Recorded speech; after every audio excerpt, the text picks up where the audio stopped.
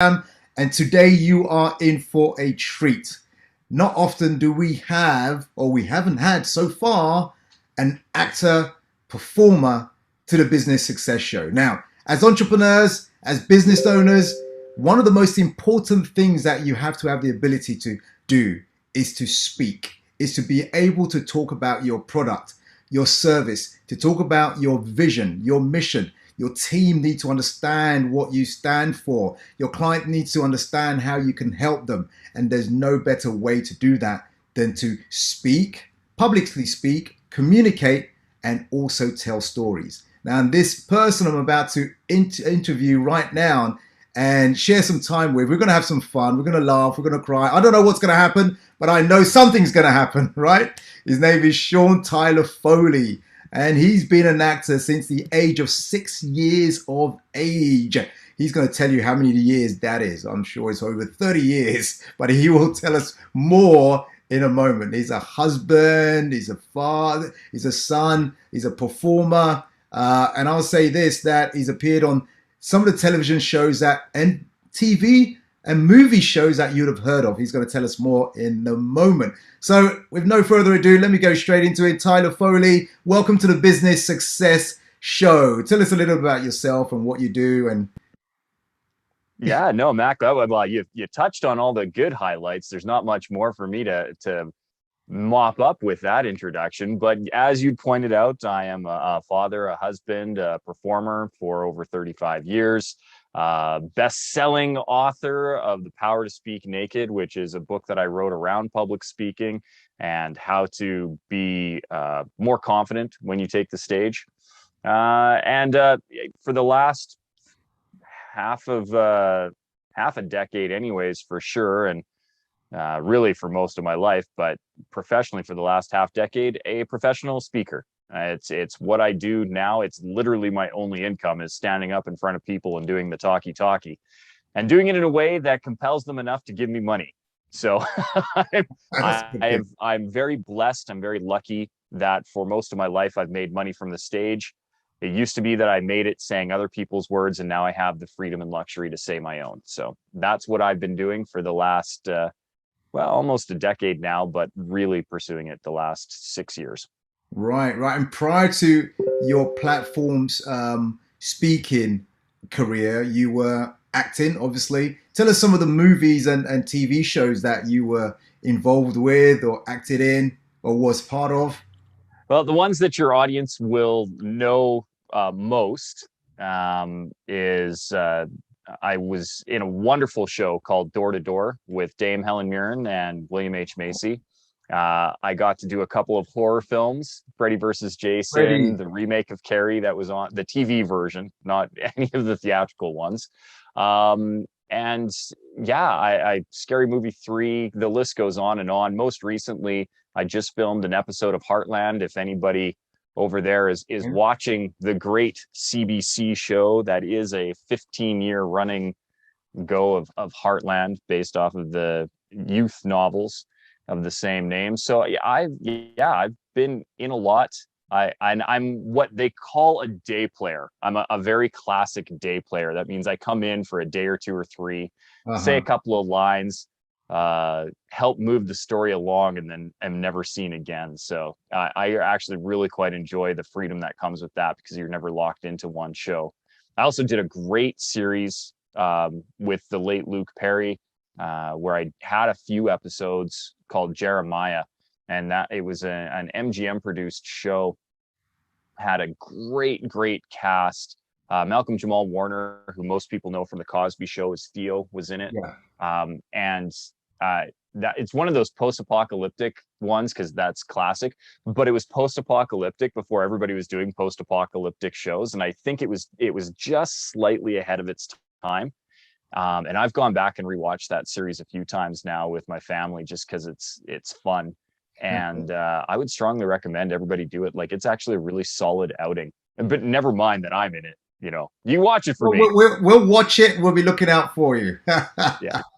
Again, welcome to the Business Success Show. Now, you're emerging as one of the most sought after speakers in North America. We've got We've got listeners here from all over the world. In fact, from over 30 countries we've analyzed that tune in. From all over Asia, Africa, the USA, Canada. We've got people from all over Europe that tune in. So, what led you into that field of public speaking after a glowing career as an actor? Well, part of it was that I started on stage when I was 6 years old. And so by the time I was 25, I'd already had a 20-year film career. And I distinctly remember the moment that I had become jaded with film and realized that I needed to step away from it for a bit. And I was driving down the road. At the time, I was living on the west coast of Canada in Vancouver. And I'd actually moved from living in Vancouver proper to the interior of BC. So very mountainous, beautiful, beautiful country. Postcards. Whenever they do the videos of Canada and come see us and come visit us, they're always doing a flyby of the Okanagan at some point because they're just, deep mountain lakes and long and pristine. It's just a beautiful place to be. So I was living in a smaller community called Penticton. It was about a 3.5 hour drive from downtown Vancouver. So it was a long commute. Right. But when you're an actor and you're only having to go in and audition maybe once or twice a week, if you do book the role, you go in, you film, and then you come back. It's not too bad a gig, and I didn't mind the commute. But I'd gone in for an audition and had checked with my agent after the audition. I was like, do you have anything that you've submitted me for? Should I stay in town for a couple of days, or am I good to go back home? And she said, oh, you should be fine. So I pointed my car east and was on my way down the number 1 highway. And there's a point in that drive where you go through a place called Manning Park, and you get, in the 90s, you had no cell reception. And most people didn't have a cell phone at that point either. I had a pager, and I just upgraded to a cell phone. I had just gotten my first one. And, but you definitely lost reception right around Hope. And I was literally at that junction when the phone rang. So I pulled over to the side, and my agent said, they want you back for a call back. I said, great, when? She said, right now. And I went, I'm like an hour and a bit away from the studio. I'm almost halfway home at this point. It's really like that no point of no return. I was right at a point where if I had gone even another 3 kilometers, I wouldn't have been able to flip around. Mm. And I remember in that instant going, I don't want to go back to this thing, and realizing how ungrateful that is. Because 99.9% of the world looks at Hollywood and goes, yeah. imagine if I could do that. Yeah. And of that 0.1% of the people, and it's less than that, but 0.1% of the people who actually do get to do this job as a living, yeah, only 5% are actually making a living wage doing it. 5%. I was one of the 5%. And yet I was so, it's such an inconvenience for me to have to go back. And a callback is rare. Like getting an audition is rare, right? Getting into the room just to be able to do this and have this conversation is rare. To have them then go, yeah, we like you enough, we want to see you again, just to make sure that we like you enough to give you the role. You jump at those. You get excited for those. You go, yes, good for me. I did a good job. I made an impression. Mm. And yet I was too arrogant at that point to see it that way. And at that point, I knew I needed to retire. So I took a hiatus. I stepped away from acting, went back to school and got an engineering discipline, started my own business. That business failed miserably. But in doing that business, I got a whole bunch of training around safety. And a friend of mine hired me on as a consultant for safety. Right. And in the process of doing this safety consulting, I got to meet a whole bunch of executives who all struggled public speaking. And I would go and I would do these, they called them toolbox talks. They're just meetings in the morning to make sure that everybody's working safe. And I would give these really compelling, very quick, very engaged toolbox talks. And eventually one of these executives came to me and said, Would you mind making that a keynote presentation for me at our next annual safety shutdown? Voila. I said, Hey. sure, absolutely. What's a keynote?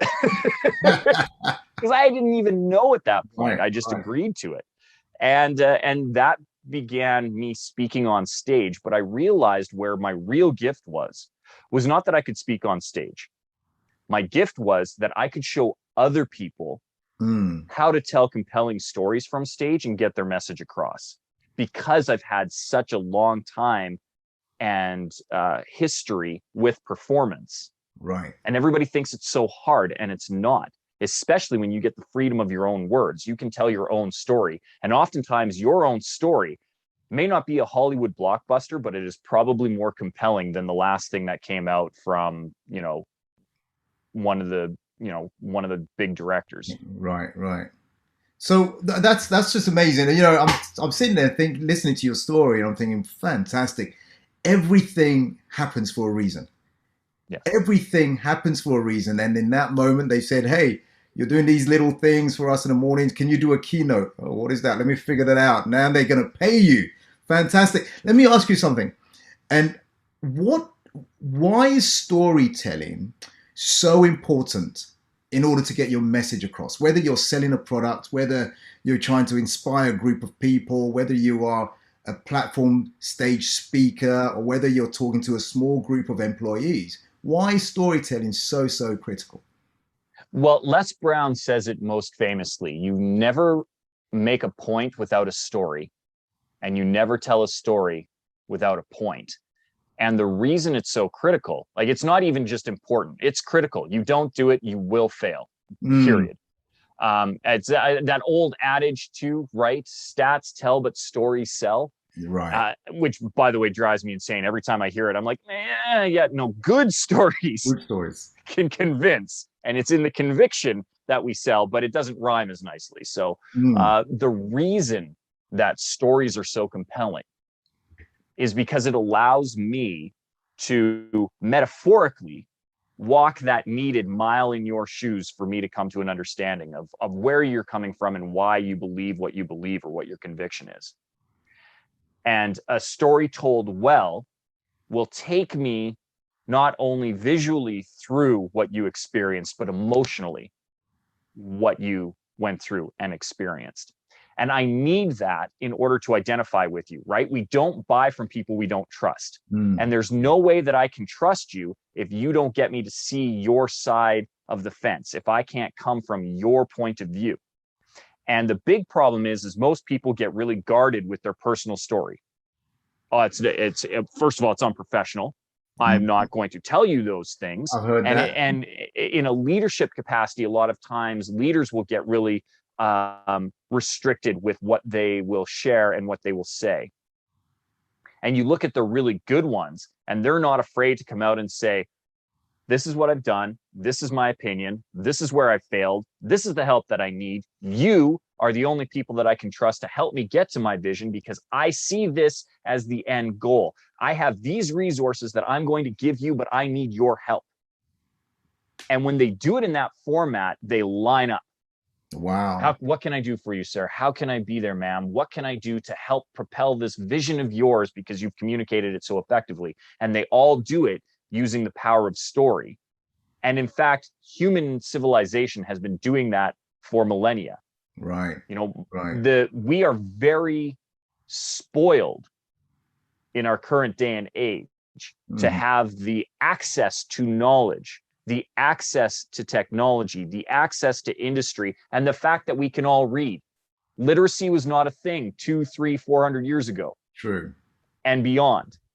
You know, it was a very select few who had that skill set 400 years ago. The written word was used by not the masses, but by the elite. The elite. And it was story. It was the use of oral tradition that has passed on what we know as our history for thousands of years. Awesome. I mean, you answered my question right there. Because when I listen to some of our clients and they say, "Oh, but Mac, I don't want to speak," and I said, how are you going to inspire your people, your clients, your staff?" And you just said it right there. And when you said stories are so important, and you gave the scenario of that CEO, all I could see was openness, transparency, emotion, heart. That brings me in. That's fantastic. The other question I have for you, Tyler, is this. Your book, very interesting title. Very interesting title. The Power to Speak Naked. Where does that come from? Oh, there. He's actually got a picture on there as well. Where did that Yes, come the from? How did you come up with the title, and why that title? Well, the title, because I mean, it just pops. I mean, let's talk. When you want to talk about, a compelling story, this makes people want to know what the story is. You Absolutely. hear the power to speak naked, and your ears perk. And nobody can see the title because this is an audio medium. But for anybody who can see the book and the cover, there is a naked man standing on my cover of my book. He's turned away and he's tastefully covered, although Jeff Bezos' company wouldn't agree with me and they've banned me from advertising on that platform. But that's Oh, another really? story for Oh, another okay. time.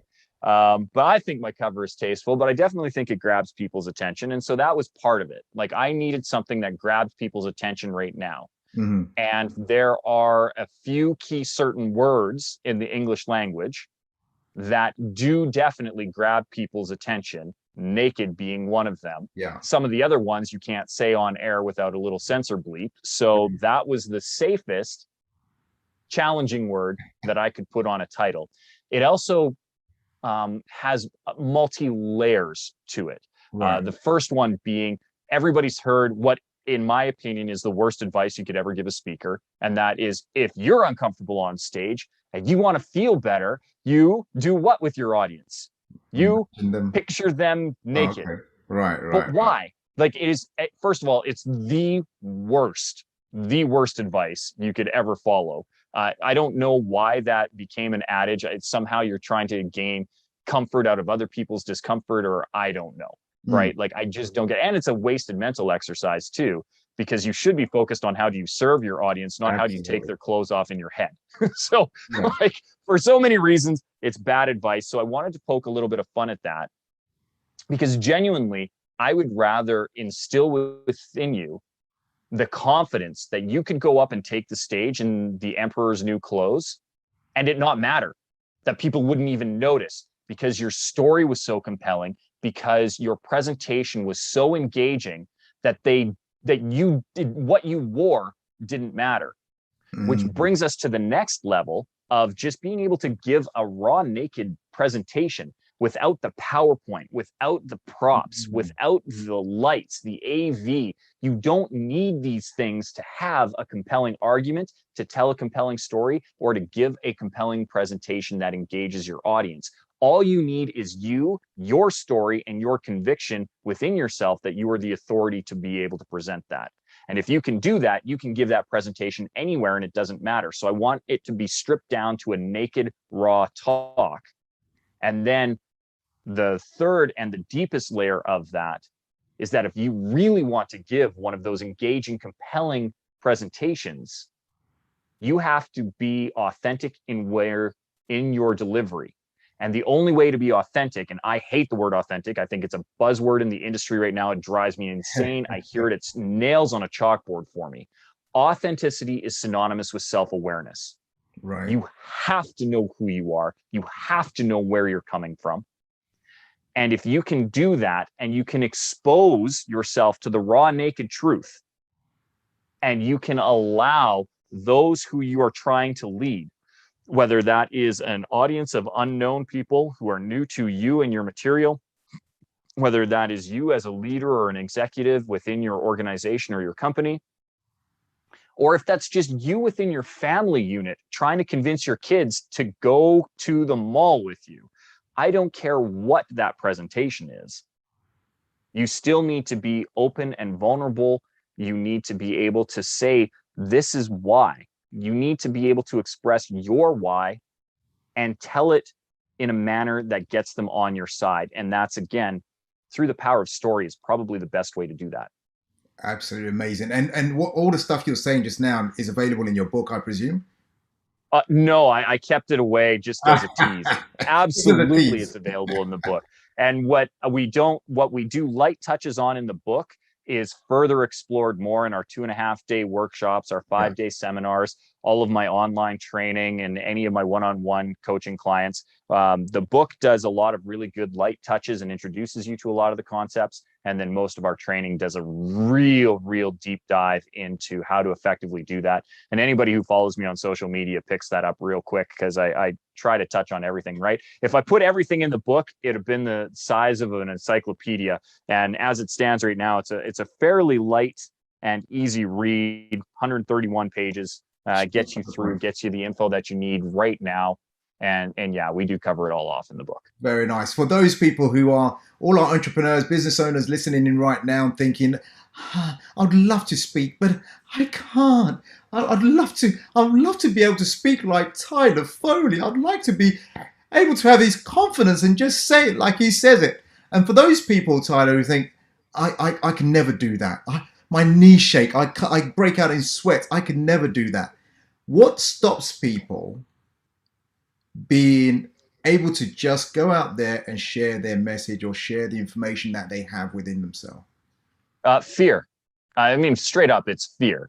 But the problem is people have misdiagnosed what that fear is. Right. 77% of people surveyed worldwide will say that they have some form of fear or anxiety over public speaking.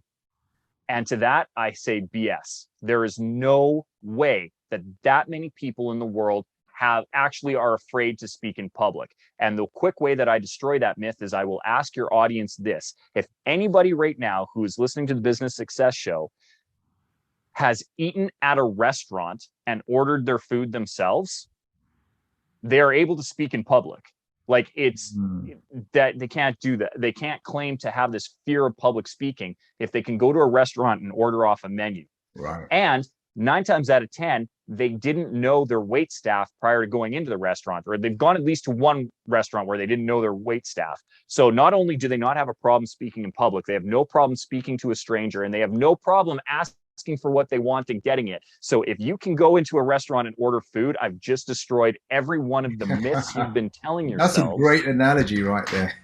It's bogus. Because the reality is that we're not afraid of public speaking. We're afraid of public judgment. And the problem with keep labeling it this fear of public speaking, it's like diagnosing heartburn as a heart attack. Right. What you need to do is take some Pepto-Bismol, and what you're busy doing is running around trying to find an aspirin and some defibrillators to shock your heart. Well, the Pepto is a lot easier to deal with, and so is the fear of judgment. Because what most people don't realize is they've been given the opportunity to speak in public. It's because they are the authority, which means they know more about that thing than anybody else at that time period. And yes, other people may know a lot more about it, and there are probably experts who are more trained than you, but there's also people who aren't. And whoever asked you to present asked you because you were the best option that they had available to them, because we will not ask second best. We go to the best first. We're like, please do this thing for me. So you are the authority, and nobody has ever gone to a presentation and done this. Well, Max got a show, Business Success Show. I'm going to listen to this right now, and I hope it sucks. I hope his guest is awful. You know, that he had that Robert Riopel guy on, and he had a lot to say, but I'm hoping this Tyler guy has nothing in his chest to bring off any kind of value to me. And I hope he bombs. I hope he forgets everything that he says, and I hope his content isn't worth anything. Nobody thinks that. Nobody thinks that. You're right. Nobody does. We go at most, our audience is passively indifferent, right? If we're told that we have to go to a boardroom, or this is a mandatory presentation that we have to go to as a work function, we go, what's the prayer that we have? Oh, I hope this isn't a waste of time, which is the opposite way of saying, I hope this is good. So at worst, your audience is passively indifferent. Usually they're on your side and want to see you succeed, and you wouldn't have been asked if you weren't the authority, which means that you have no reason to fear judgment by them in a negative way. Yeah. You only have positive judgment to gain. So you just have to go out and deliver, and telling your story, making it matter and tie into why this is important to you makes it so much easier, because nobody knows your story better than you. It makes it easier to tell. It makes it more compelling, more convincing, and then you'll have your audience on your side. So destroying this myth of public speaking, knowing that it's a fear of public judgment, and then destroying the fact that you don't need to worry about judgment. And if you can get to a point where you don't care about judgment, now you've got the horse by the reins. Now you're in charge, you're in control, and you can do this time and time and time again. And you can There you sound like go. Tyler Foley There or you Mac go. or There you Robert. go. Now you're listening. Hey, listen, Business Success Show. You're listening to the #1 best-selling author, known as Tyler Foley, and his book, The Power to Speak Naked. Check it out. Now, before we wrap up here, Tyler, people want to get hold of you because I know you run your programs, your workshops. I know you do one-on-one coachings and all this stuff. What's the best way for people to connect with you, my friend? Easiest way to get a hold of me is through the website, SeanTylerFoley.com. That's SEAN, spelled the proper Irish way, SeanTylerFoley.com. And Mac, if they go there, I will give them a gift, but only if they do me a favor. I know how hard it is for you to put on shows like this, to get guests like me and Robert to come on. It's critical to me that they then do me a favor, and that is to whatever platform they're listening to this on right now. I want them to hit pause, and I want them to go and give the Business Success Show a 5-star review, or a like and a thumbs up and a subscribe to whatever platform they're on, however they're listening to this, whatever device they are. Hit pause right now. And they should have hit pause, and it should be about a 2-minute gap between me saying this and this now. And if they are back, they can go to SeanTylerFoley.com. They can click on the method and download that. It is a 11-page document, 5 insider secrets from the 35 years that I've had as a public speaker that will help them instantly apply some very easy to implement tools to be a more confident, more successful speaker in any capacity, in any forum. There you go. You've got it there. So get the insider secrets and check out SeanTylerFoley.com. Check out the method. He's got some freebies for you, and he can help you to become a more confident, more compelling, more dynamic speaker your way, the way you present. So Tyler, I want to say thank you for taking your time, your energy to be here with us. Thank you for the valuable information that you shared, and I'll catch up with you another time. Thank you all our listeners for tuning in. Until next time, thank you.